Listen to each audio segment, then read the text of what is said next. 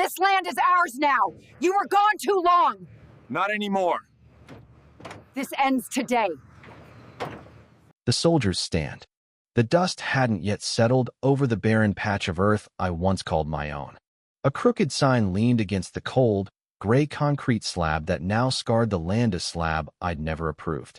The air carried the stench of burnt plastic, rusted metal, and betrayal. I stood there, shivering not from the chill of the autumn breeze, but from the audacity of it all. In her eyes, I was just a name on a deed, a soldier gone too long to matter. But she forgot one thing. Some spaces aren't harmless.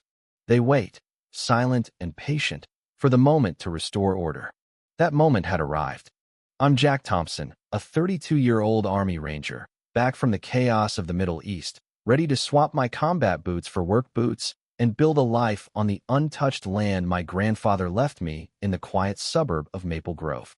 My dream was simple, a modest home, maybe a family, in a place that promised peace. But standing in my way was Margaret Voss, the iron-fisted president of the Maple Grove Homeowners Association, HOA. In her late 40s, with a sharp gaze and an air of unchallenged authority, she ruled this picture-perfect neighborhood of colonial homes and manicured lawns like a queen. Beneath the surface of suburban bliss simmered fear, unspoken rules, and veiled threats. Who would dare challenge her? And what secrets hid behind her polished smile? The trouble started the moment I returned to Maple Grove. The taxi dropped me at the subdivision's entrance, and my eyes locked on the plot I'd owned for years. But it wasn't the pristine, tree-lined land I remembered. My stomach churned as I saw bulldozers, scaffolding, and a massive concrete foundation where my grandfather's legacy once stood. It was a gut punch, a violation of everything I'd planned. Before I could process the shock, a sleek black SUV pulled up, and Margaret Voss stepped out, her heels clicking on the asphalt with theatrical flair. Her auburn hair was perfectly styled, her smile syrupy but cold. She clutched a clipboard, already ticking off mental boxes. "Jack, welcome home," she said, her voice dripping with condescension, like she was addressing a wayward child. "I trust you're settling in.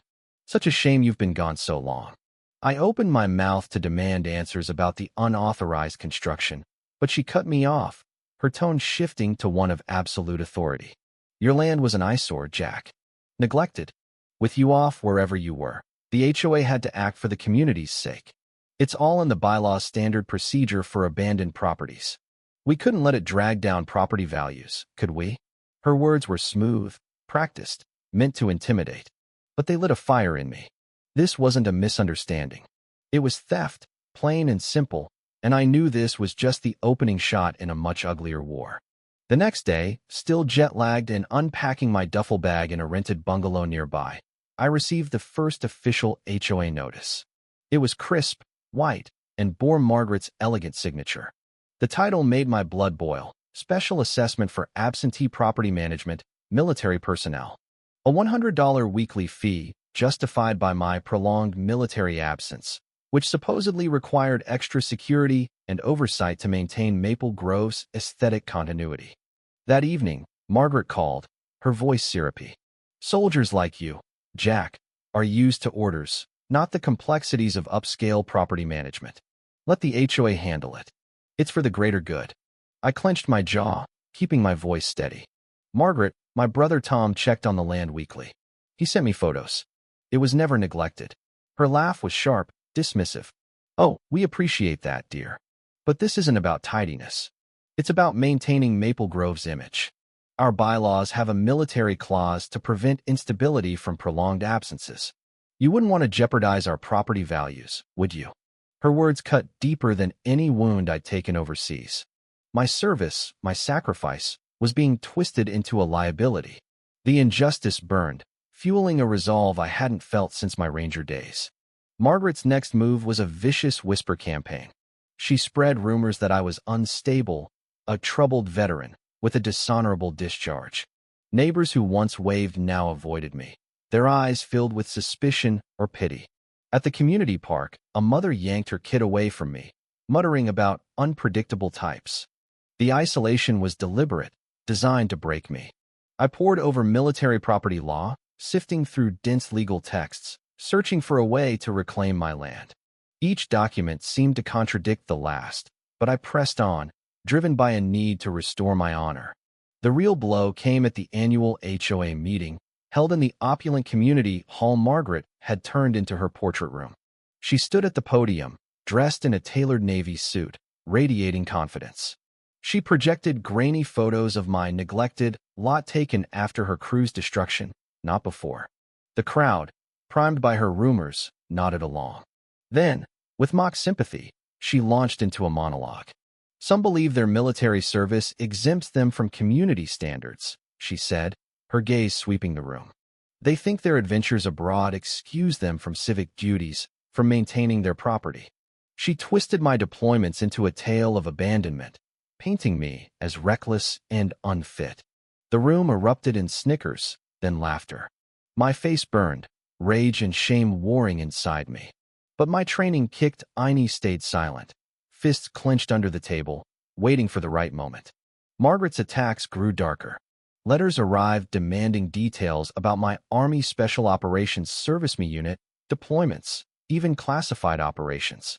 One even suggested a community-mandated security clearance, an illegal overreach. Her questions weren't random. They felt like a probe, as if she was fishing for something specific. My years in military intelligence taught me to spot patterns, and I began to suspect she was hiding something about the land itself, something tied to my military past. Then, a breakthrough. In my grandfather's attic, among dusty blueprints, I found a faded letter from the Department of Defense, dated 1972. It revealed that his land and much of Maple Grove was part of a strategic military reserve, under federal jurisdiction for national security. The project was shelved, but the government retained the right to reclaim the land if illegally used.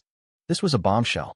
Margaret must have known, or at least suspected, and was desperate to bury it. Enter Laura Bennett, a sharp young lawyer who'd moved to Maple Grove. Her father, a retired Army JAG officer, gave us common ground. Disgusted by Margaret's tactics, Laura offered her expertise pro bono. "My dad taught me never to let a bully win," she said. "Margaret's not just wrong's criminal." Together, we formed a formidable team, a soldier skilled in intelligence and a lawyer who knew how to wield it. We struck back subtly. When Margaret sent another absurd $500 fee for military-related distress to property values, Laura drafted a letter citing the Service Members Civil Relief Act, SCRA, demanding legal justification. Printed on her firm's letterhead with a military legal aid seal, it shook Margaret.